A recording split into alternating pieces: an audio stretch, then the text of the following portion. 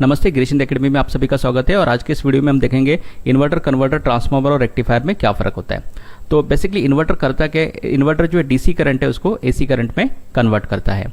तो solar power system जो होती है, सोलर पावर सिस्टम में सोलर पैनल जो है वो पावर बनाते हैं और वो एक बैटरी में स्टोर करते हैं। बैटरी में डीसी पावर होती है, लेकिन जब हम उसको यूज़ करेंगे तो हमें एसी की ज़रूरत होती है। तो इस तरीके से इन्वर्टर जो है उस सोलर पावर का जो पावर जो है बैटरी में सेव की गई डीसी, उसको एसी में कन्वर्ट करके फिर उसको हम घर पे यूज़ कर सकते हैं। यूपीएस में भी क्या होता है, बैटरी होती है, बैटरी को हम चार्ज करते हैं और जब पावर चली जाती है तो उस डीसी करंट को फिर एसी में कन्वर्ट कराते हैं और फिर इसको हम यूज़ करते हैं। इलेक्ट्रिकल व्हीकल्स की अगर बात करें तो इलेक्ट्रिकल व्हीकल्स में बैटरी पहले चार्ज होती है, लेकिन जो मोटर्स वगैरह जो होती है वहाँ पे या कुछ इक्विपमेंट्स जो होते हैं उसको पावर सप्लाई करने के लिए अलग अलग वोल्टेज की ज़रूरत पड़ती है, शायद कहीं पे एसी की ज़रूरत पड़ती है। तो वहाँ पे डीसी को एसी में कन्वर्ट करना पड़ता है और डीसी को एसी में कन्वर्ट करने के लिए मोटर्स को चलाने के लिए फिर से इन्वर्टर का इस्तेमाल होता है, जो बैटरी की डीसी पावर है उसको एसी में कन्वर्ट करते हैं। नेक्स्ट जो है कन्वर्टर क्या होता है, कन्वर्टर में डीसी टू डीसी जो है हम कन्वर्ट करते हैं करंट को, लेकिन यहाँ पे सिर्फ स्टेप अप या स्टेप डाउन होगा। मतलब कन्वर्ट डीसी टू डीसी होगा, लेकिन वोल्टेज में फ़र्क होगा यहाँ पे। तो कहाँ पे ये होता है, तो पावर सप्लाई जो हमारे होते हैं, तो समझो कि कोई एक पर्टिकुलर सर्किट है, उस सर्किट में कहीं पे 12 वोल्ट की ज़रूरत है, कहीं पे 24 वोल्ट की ज़रूरत है, कहीं पे 120 वोल्ट की ज़रूरत है। तो कन्वर्टर यूज़ करके हम क्या कर सकते हैं, उस डीसी पावर का वोल्टेज आइदर स्टेप अप कर सकते हैं ज़रूरत के अनुसार या फिर उसको स्टेप डाउन भी कर सकते हैं। अगर हम इलेक्ट्रिकल व्हीकल्स की अगर बात करें तो इलेक्ट्रिकल व्हीकल्स में भी सब जगह पे जो वोल्टेज है वो डीसी वोल्टेज डिफरेंट लग सकता है। कंट्रोल्स के लिए अलग वोल्ट लगेगा, मोटर्स के लिए अलग वोल्ट लग सकता है, लाइट्स के लिए अलग वोल्ट लग सकता है। तो वहाँ पे इस तरीके से अलग अलग वोल्टेज प्रोवाइड करने के लिए हम कन्वर्टर का इस्तेमाल कर सकते हैं। जो हमारी रेलवेज़ होती है, इलेक्ट्रिक रेलवेज़, उसमें भी जो वोल्टेज होता है काफ़ी 25,000 वोल्ट के आसपास में होता है डीसी। तो हर एक जगह पे आगे कम्युनिकेशन के लिए हमें पावर की ज़रूरत पड़ती है, लाइट्स के लिए पावर की ज़रूरत पड़ती है, फ़ैन के लिए पड़ती है। तो वहाँ पे भी हम क्या करते हैं, इसको कन्वर्ट करते हैं from high voltage to low voltage, और इस तरीके से इसको हम रेलवेज़ में वगैरह भी यूज़ कर सकते हैं।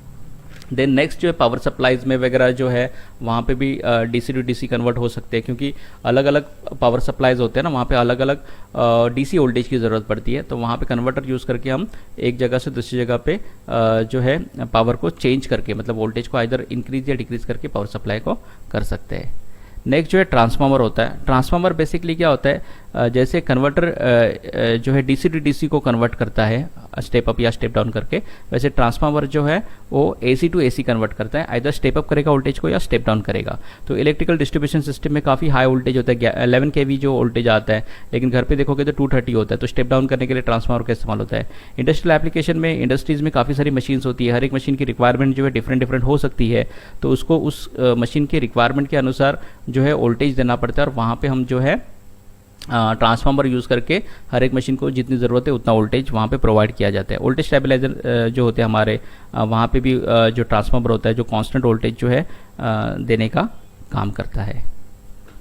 रेक्टिफायर जो होते हैं वो एसी को डीसी में कन्वर्ट कराते हैं, उसको हम रेक्टिफायर कहते हैं। तो पावर सप्लाई जैसे अलग अलग जगह पे पावर सप्लाई होती है ना, जैसे कि कंप्यूटर हो गया, टीवी हो गया, ये सारे डीसी पे काम करते हैं। तो उसको एसी को वहाँ पे डीसी में कन्वर्ट करना पड़ता है, तो वहाँ पे हम जो है रेक्टिफायर यूज़ करते हैं। बैटरी चार्जिंग करने के लिए, जैसे कि लैपटॉप हो गया, स्मार्टफोन हो गया, उसके जो बैटरी चार्जर होते हैं उसमें भी एसी टू डीसी कन्वर्ट किया जाता है।